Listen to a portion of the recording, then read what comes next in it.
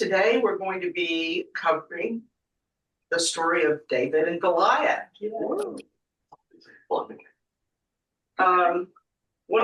Probably one of the most familiar stories. It's the only Old Testament story I think I know. Yeah. I'll let you teach today. You won't like my outcome. And so I was kind of looking for, since it's David and his faith, I searched and said, what song covers David? What song that David would write would cover faith? And guess which psalm it is? 23rd. And you remember 23? Oh, we started off and I'm like, Okay. Or is my Shepherd. Yeah. Right. So Psalm 23 is a song of trust, portraying God as a loving shepherd who provides, protects, and guides us through life's challenges to ultimate peace. So we'll read this version I have here of Psalm 23, a little bit different than what I'm used to. I almost want to say it the old way, but it says, "The Lord is my shepherd, I lack nothing. He makes me lie down in green pastures. He leads me beside quiet waters. He refreshes my soul. He guides me along the right paths for his name's sake. Even though I walk through the darkest valley, or the valley of the shadow of death, I will fear no evil, for you are with me. Your rod and your staff, they comfort me. You prepare a table before me in the presence of my enemies. You anoint my head with oil. My cup overflows." I said it. Wasn't reading what it said. "Surely your goodness and love will follow me all the days of my life, and I will dwell in the house of the Lord forever." So he's kind of David what was his profession? Shepherd. He was a shepherd. And he is showing God as a shepherd. I shall not want. God will provide the needs like a shepherd provides for his flock, including resting in green pastures and by quiet streams. So the shepherd uses his staff to guide the sheep. He uses the rod to fend off predators and protect the sheep. So it's kind of like God's protection and care in dangerous situations that we go through. And then he also, this particular commentator said that God was also like a host, where he prepares the table before me in the presence of my enemies. So the overflowing cup, the anointing with oil, and it's also about the journey through life, that through the valley of the shadow of death, is more familiar to me. Often it's interpreted as not just any kind of dangerous situation, not just death. The life difficulties that we go through, that believers don't need to fear, as we see David, fighting against someone that's 9.5 foot tall, in this story. So we don't have to fear because God is with us. And goodness, and I like surely goodness and love is what this one says, but goodness and mercy is what we're familiar with, follows us all our life. So as an active believer, it's hopefully goodness and mercy is something that we show to others too. What is this? Has this psalm meant something to you? Anything special to you during any part of your life, where you maybe repeat this song to yourself? This was my mom's Your mother's favorite song. And she used to say it all the time. I'd hear her like in the kitchen washing. She hated housework. I'd keep like the kitchen washing dishes and vacuuming and stuff. She would say songs to get her through it. But Psalm 23 was one I heard her say a lot. So whenever I hear it, I always think of her. Yeah. And it was at her funeral. I think the Lord's Prayer is the one that always comes to me when I'm in a situation versus this one. Mhm. I used to have recurring dreams about I would be doing something in my dream and then all of a sudden I would start floating up into the air. And I would say, uh-oh, am I dying? And so I'd say the Lord's Prayer, and when I said it, I would go back down to the earth. You know, and then I would wake up. You know, so it's you know, I can see how this particular pardon. She had frozen fog. So that's what it does. Yeah. Well, that was a better dream than my tornado dream. So Yes. which are also recurring. So anyway, I thought that might be an appropriate one as we get into the story in chapter 17 of 1 Samuel.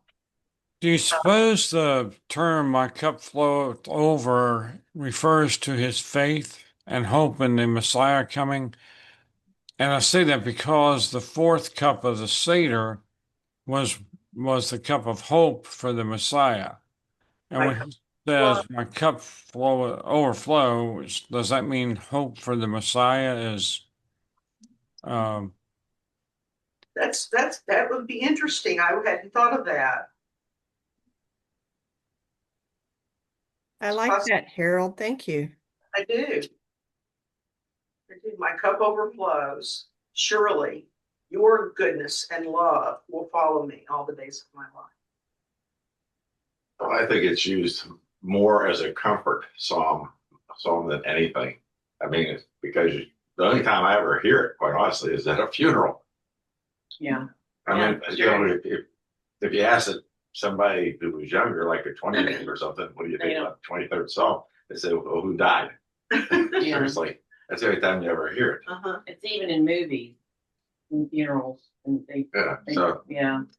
So it's it's not a psalm of death; it's a psalm of comfort.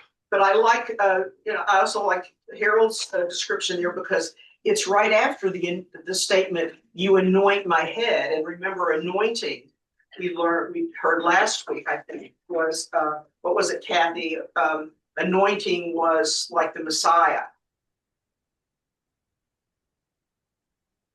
It was also a custom in Eastern culture to, when you went to a banquet, the host often passed out like oils and perfumes and stuff for you to like do your hands and that's before deodorant was to yeah, exactly.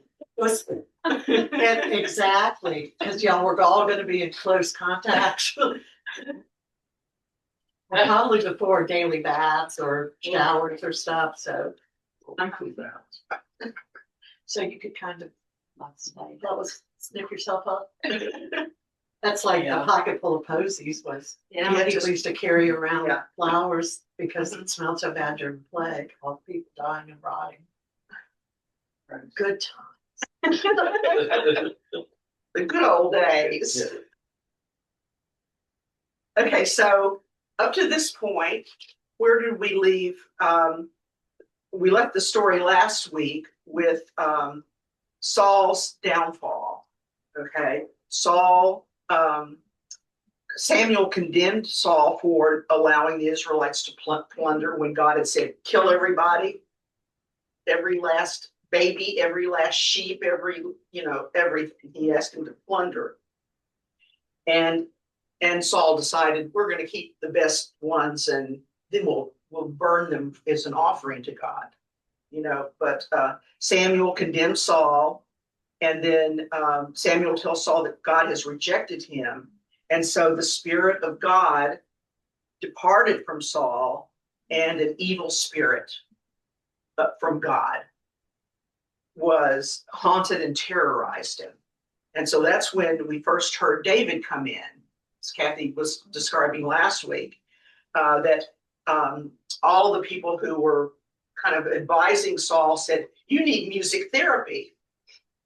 Okay, that music therapy will help that evil kind of go away, you know. And so they said, find a guy who knows how to play the lyre, you know, and bring the best one in. And so they bring David in, and David goes to the royal court and plays the lyre for Saul, and his depression goes down. The demon stops bothering him. And so Saul likes David, you know, and says, you're going to stay here with me, you know, and play music for me. So this is kind of, this particular story is kind of the oldest traditional story, they say in the Bible. But when we get into chapter 17, it's going to be a little bit, story's going to be a little bit different from that, and then one we're more familiar with. And so when we think of David, we think of the story of Goliath, David and Goliath. Or the one from Kathy, the one that you remember most is Bathsheba, right? There's a movie too. It's a movie. So, what I'd like is Sarah. Is Sarah still there? Yes, I am. Would you like to read for us? Of course. Okay. Could you read 1 Samuel 17 verses 1 through 11? Okay. And the Philistines gathered their camps for battle, and they gathered us at Sukkah, which is in Judah, and they encamped between Sukkah and Azekah at Ephes Dammim. And Saul and the men of Israel had gathered and encamped in the valley of the Terebinth, and they deployed to do battle against the Philistines. The Philistines took their stand on the hill on one side, and Israel took its stand on the hill on the other side, with a ravine between them. And the champions sallied forth from the Philistine camps.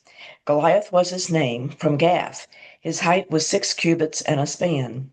A bronze helmet he had on his head, and in armor of mail he was dressed, and the weight of the armor was 5,000 bronze shekels, which my footnote says is about 125 pounds. And greaves of bronze were on his legs, and a spear of bronze between his shoulder blades. The shaft of his spear like a weaver's beam, and the blade of his spear 600 iron shekels. And his shield bearer went before him, and he stood and called out to the Israelite lines and said to them, why should you come forth to deploy for battle?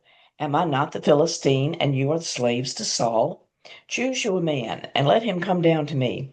If he prevail in battle against me and strike me down, we shall be slaves to you.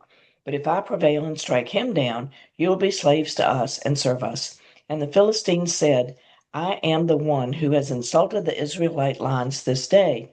Give me a man, and let us do battle together. And Saul heard, and all Israel with him, the words of the Philistine, and they were dismayed and very frightened. Terrified is what mine said. Terrified. Greatly afraid. So we have 2 mountains and a valley between, and we have the Philistines on one mountain and the Israelites on the other mountain and the valley. And so do you remember, anyone ever watch Braveheart? Where you have an army over here and one army over there, and Braveheart, they're all painted up or whatever. I don't know if they really painted up like that, you know, for battle, but all painted up. And what did they start out doing in Braveheart? They would, the Scottish side versus the English side, the Scottish side would rant and holler and then show their butts and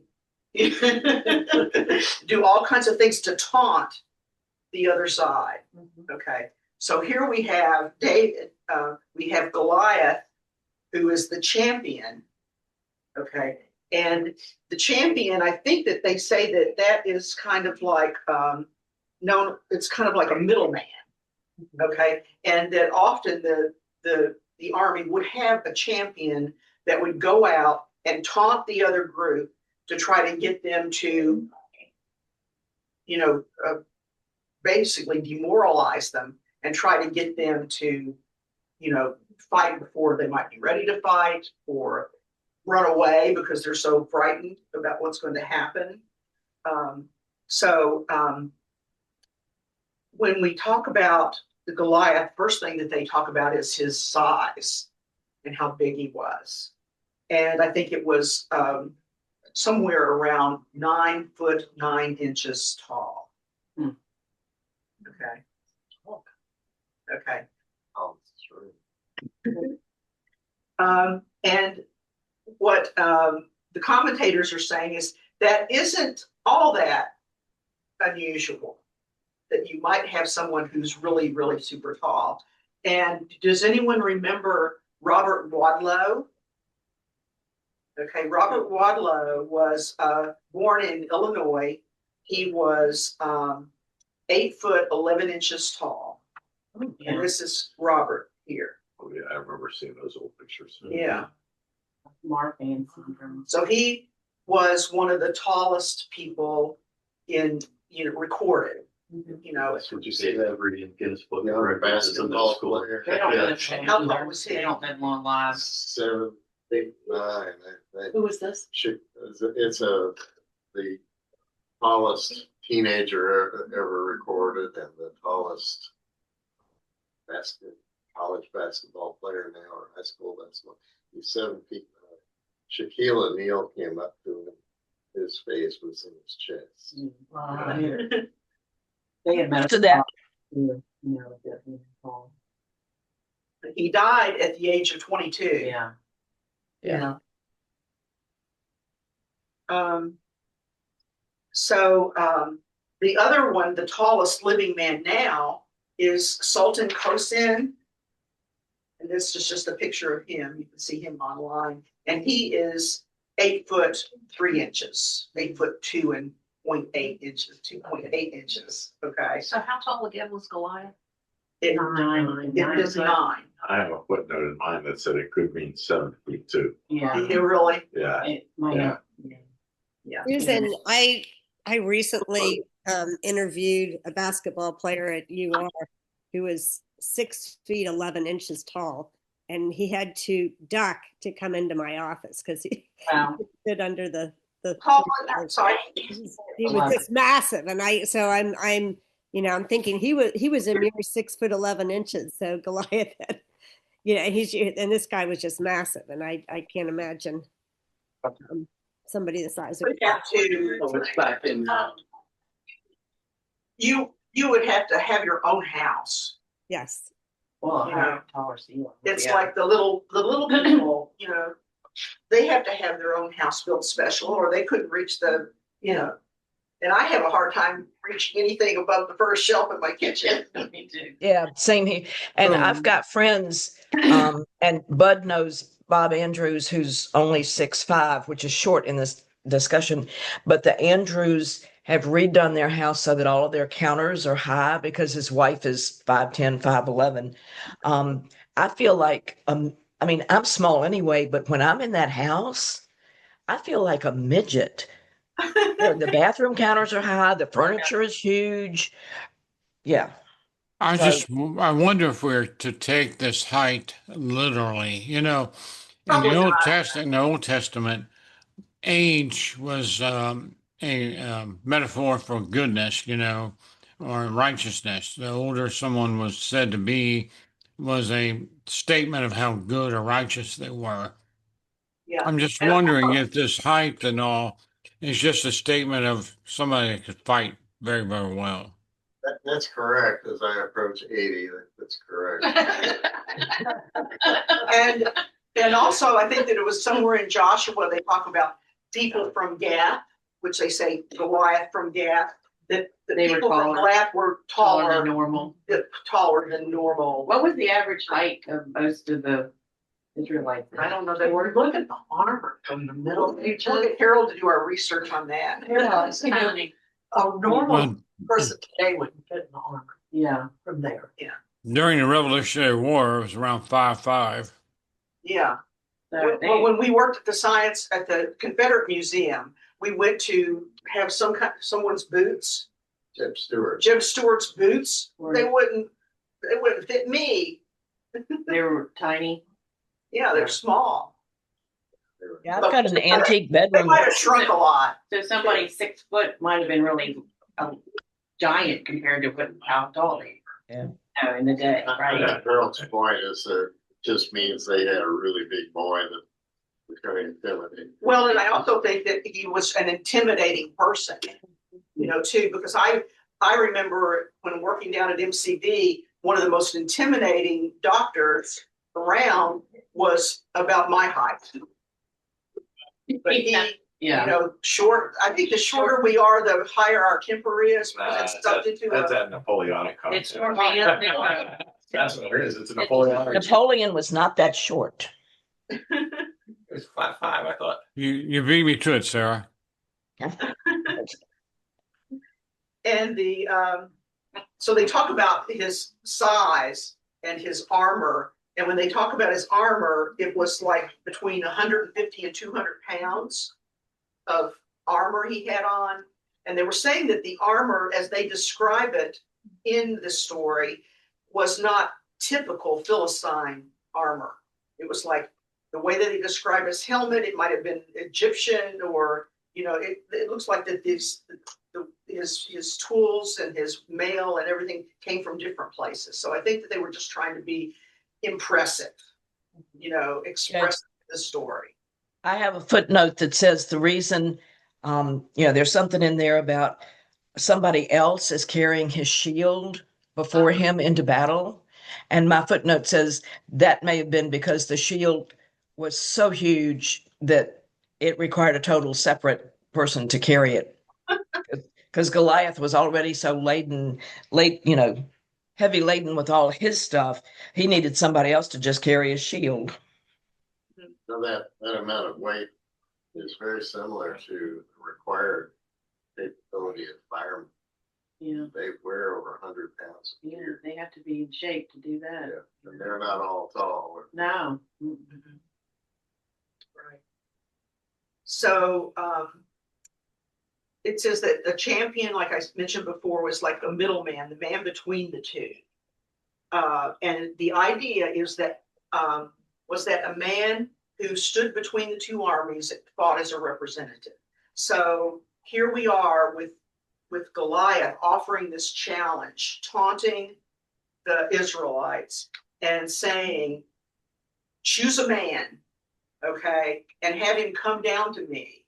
If he is able to fight and kill me, we'll become your subjects. But if I overcome him and kill him, you will become our subjects and serve us.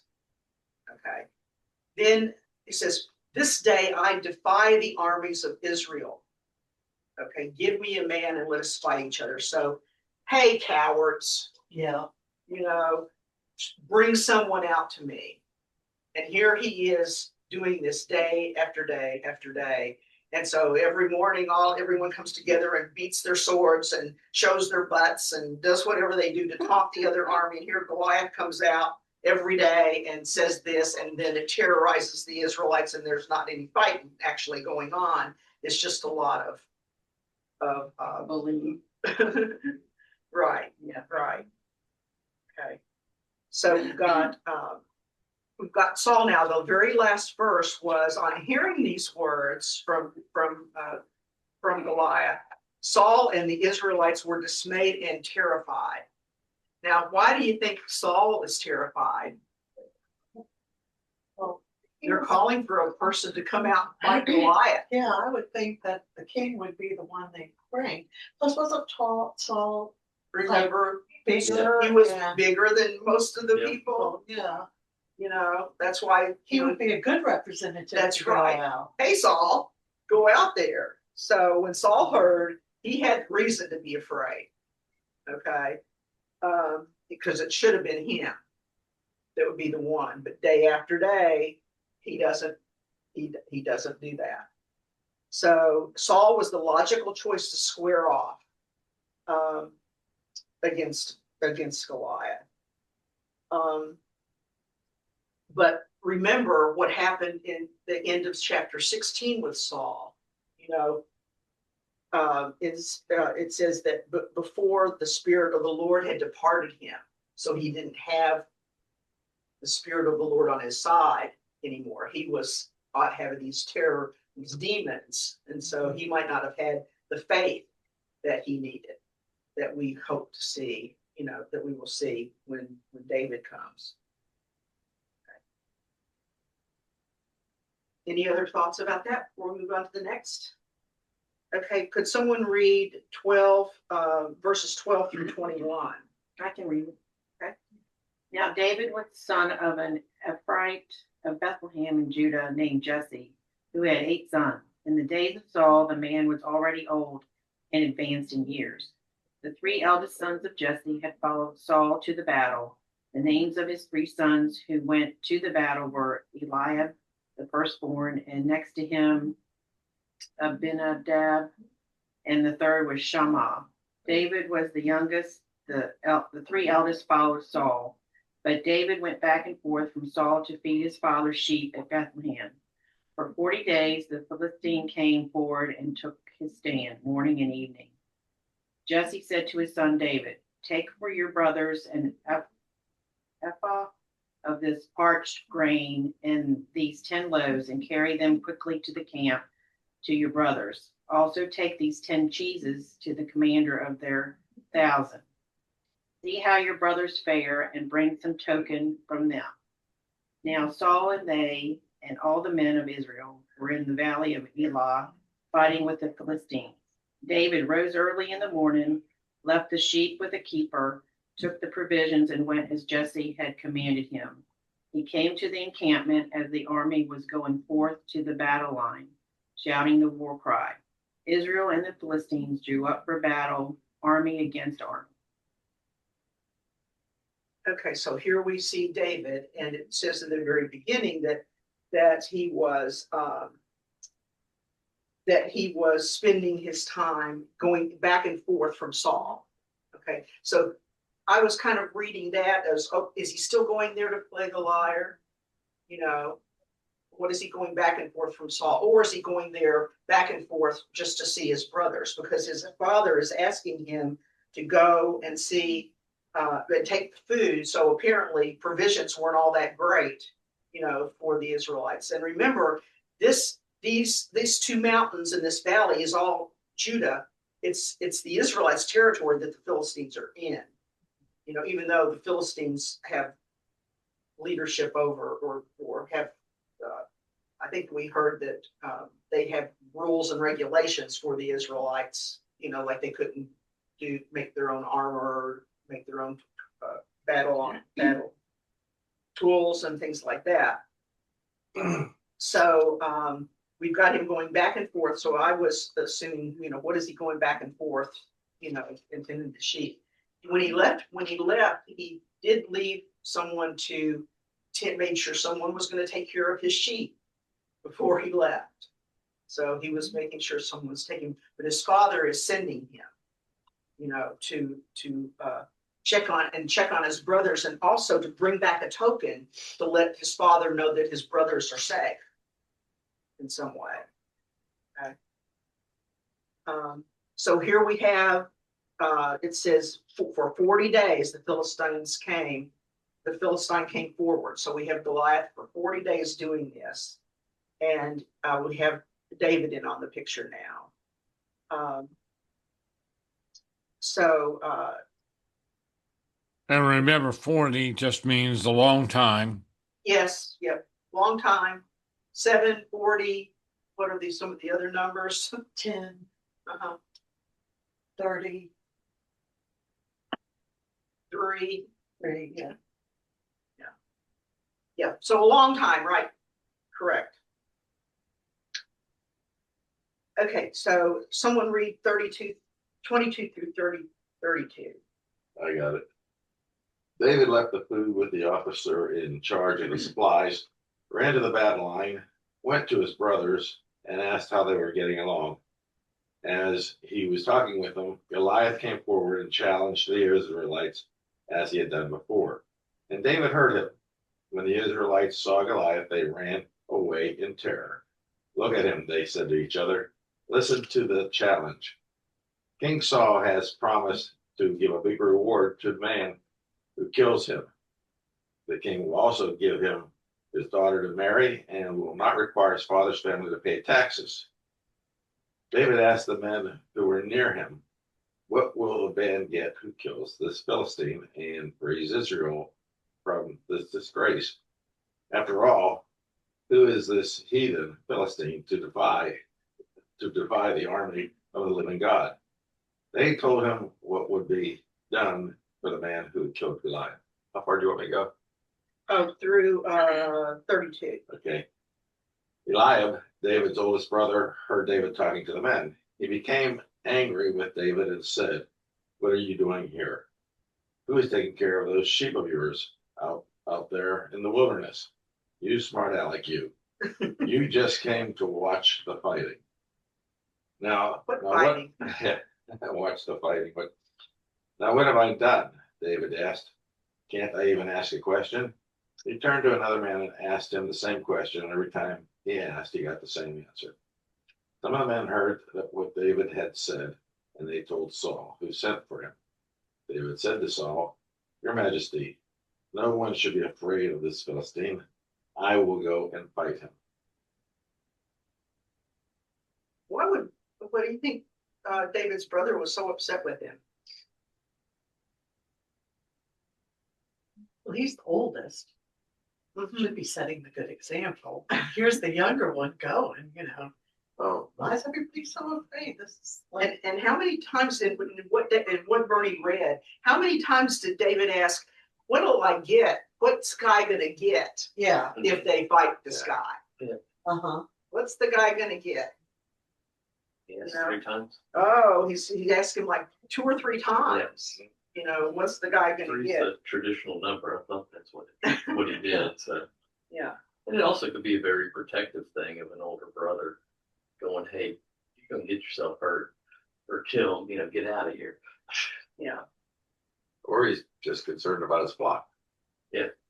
The family flock. Yeah. It'll be that simple. Yeah. Well, David left the flock in good hands. We heard that. Yeah. Made sure he left the flock in And good he keeper. was doing what his father asked, which is Doing what his honoring father mother and asked. father. Yeah, so Right. he was doing what he should have been doing. Uh-huh. And there are comparisons later on with David doing what his father sending him Yeah.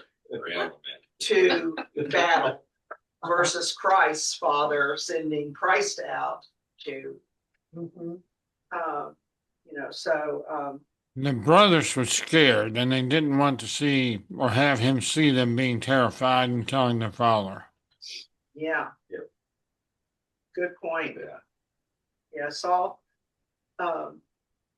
But Saul needed a three-part bribe, including a cash reward, a princess, and tax exemption, trying to get someone to do the job he should be doing. Right, uh-huh. Okay. David asked 3 times, but in the end, the statement was, David said to Saul, "Let no one lose heart on this account. Your servant will go and fight him." Okay.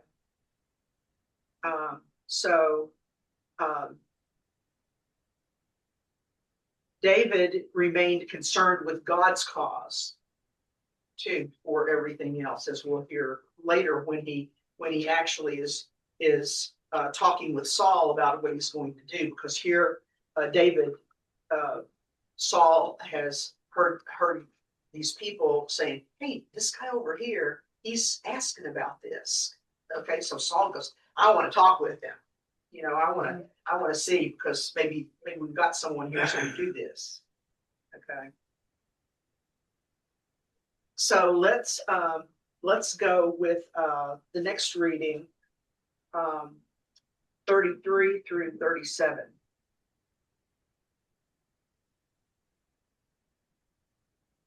Then Saul said to David, "You are not able to go against this Philistine to fight with him, for you are but a youth, while he has been a warrior from his youth." But David said to Saul, "Your servant was tending his father's sheep. When a lion or a bear came and took a lamb from the flock, I went out after him and attacked him and rescued it from his mouth. And when he rose up against me, I seized him by his beard and struck him and killed him. Your servant has killed both the lion and the bear, and this uncircumcised Philistine will be like one of them, since he has taunted the armies of the living God.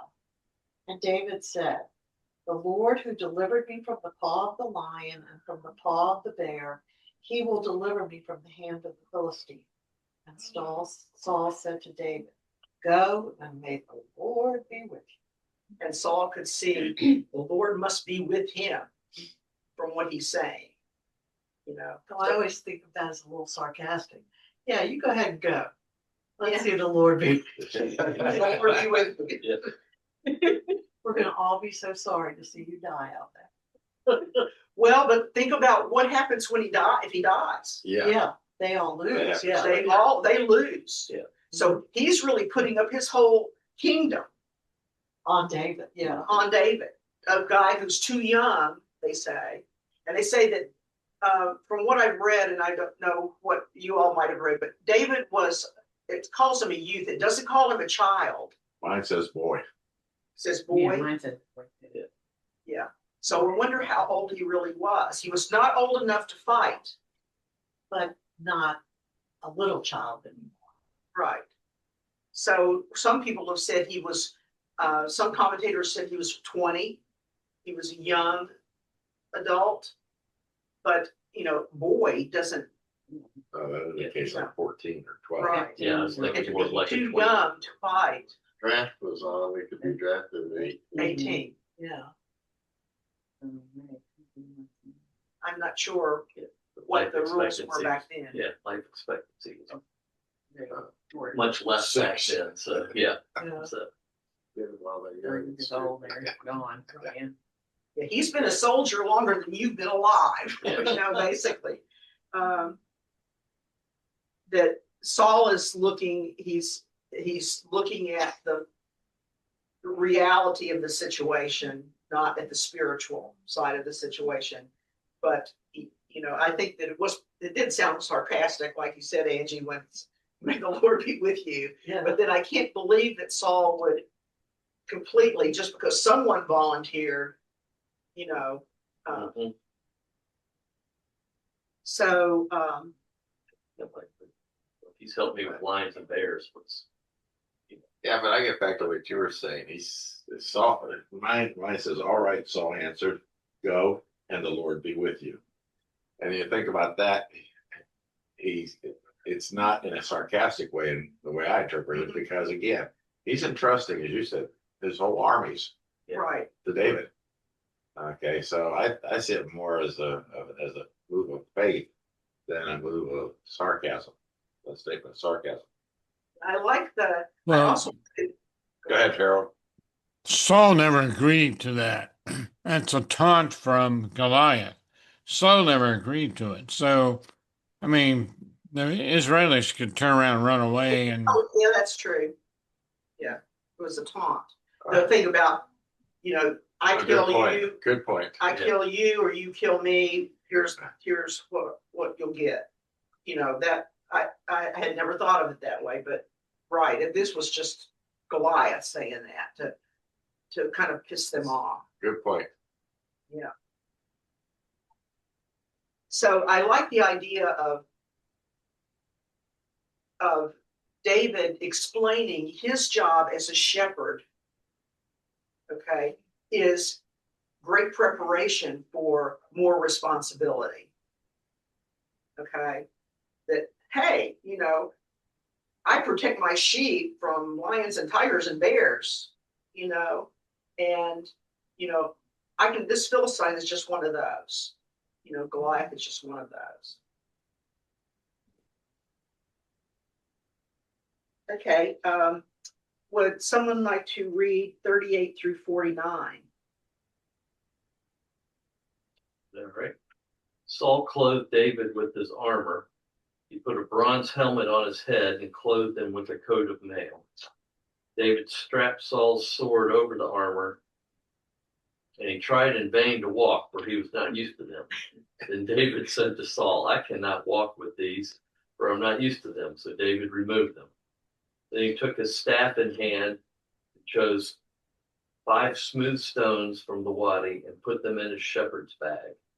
In the pouch, his sling was in his hand, and he drew near to the Philistine. The Philistine came on, drew near to David, with his shield bearer in front of him. When the Philistine looked and saw David, he disdained him, for he was only a youth, ruddy and handsome in appearance. The Philistine said to David, "Am I a dog that you come to me with sticks?" And the Philistine cursed David by his gods. The Philistine said to David, "Come to me, and I'll give your flesh to the birds of the air and to the wild animals of the field." But David said to the Philistine, "You come to me with sword and spear and javelin, but I come to you in the name of the Lord of hosts, the God of the armies of Israel, whom you have defied. This very day the Lord will deliver you into my hand, and I will strike you down and cut off your head. And I will give the dead bodies of the Philistine armies this very day to the birds of the air and to the wild animals of the earth, so that all the earth may know that there is a God in Israel. And all this assembly may know that the Lord does not save by sword and spear, for the battle is the Lord's. He will give you into our hand." How far am I going? 49. When the Philistine drew nearer to meet David, David ran quickly toward the battle line to meet the Philistine. David put his hand in the bag, took out a stone, slung it, struck the Philistine on his forehead. The stone sank into his forehead, and he fell face down on the ground. Ta-da! Yep. Okay. Everyone remembers the statue of David, Michelangelo. Okay. In his left hand, he has a sling, and in the right hand, some thought it was a stone. But it's believed that what David has, if you remember, one of the statements in the very beginning was David took his staff. Okay, and there is something called a staff sling that was. This is kind of a picture of this David's staff. Okay, and the sling is a string. It's tied. The staff sling is tied one point on the stick. Then you have the leather thong that holds the rock, and then the other is a little loop. And sometimes it has a hook, but a hook isn't necessary. And it is up at the very top. Okay, and Harold, they say that this is like a handheld trebuchet. Yeah, trebuchet. And and Harold has built one before, right? Right, Harold? Yes. A trebuchet. So it's a handheld trebuchet. And I have a link to a video that's like a 4-minute video that I can send to anyone interested. But this guy describes how to use a trebuchet and how it's put together and what it's made of. So David has his staff with a crook, his shepherd staff. And how did he kill those lions and tigers and bears? With a handheld trebuchet. Okay, and it is depending upon where this string is tied and how long your string is how the stone will be projected. And when you pitch it, when you throw it, you kind of do it like this and point it directly toward your enemy or toward the target. And when the string hits, this is at a certain angle, that little hook, so that loop will come off of the end and throw the stone. Okay. The longer the staff, the more power. Right. And in the video, this man's saying, my staff is this high because that's the most comfortable for me. So that was David's weapon.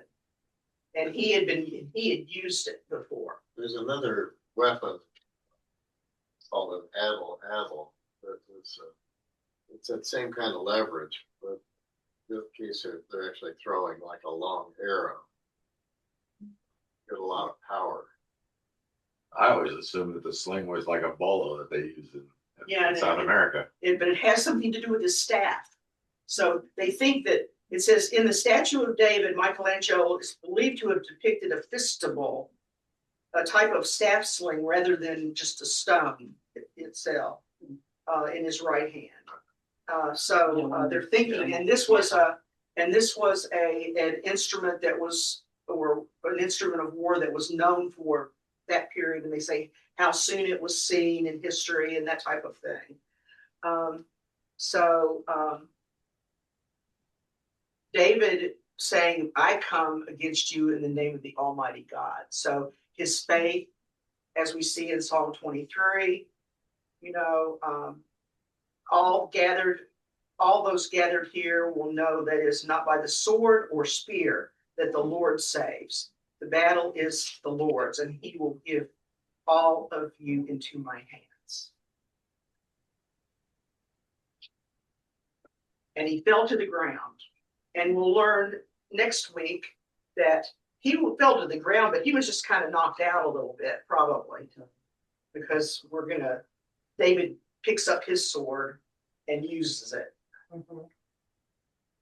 Well, he talked with the lions and the bears, and frequently that was what, he knocked them out, and then he talked about he yanked them by their beard or whatever, and so it's like, People do the birds and the animals. Yep. Yeah. That's Susan, right. Yes. to remind folks that, next week is the 14th, right? Correct. Okay, never mind. I was a week off. I was going to remind folks of the Sunday school luncheon. Yeah, that's That's I'm wondering when Sunday school brunch. That's on the 21st. Harold, yeah. I'm just wondering when the last time we had bears and lions in Judah. Yeah, they might have spread a little bit further north in those days, but I'm not sure. Someone knew about them and they used it for the story. More metaphors. Yeah. I wonder, Wild dog. I guess it really. It's like lions and tigers and bears and Bears are more fearless or fearsome Amen. than wild dog. Yeah. I guess it really was talking about animals, but quite often in these old stories, animals are a symbol for another culture. So I don't know that David fought off other people before, probably not. But that is a thing that, like Mesopotamian things, there are different animals that represent different societies. Mm-hmm.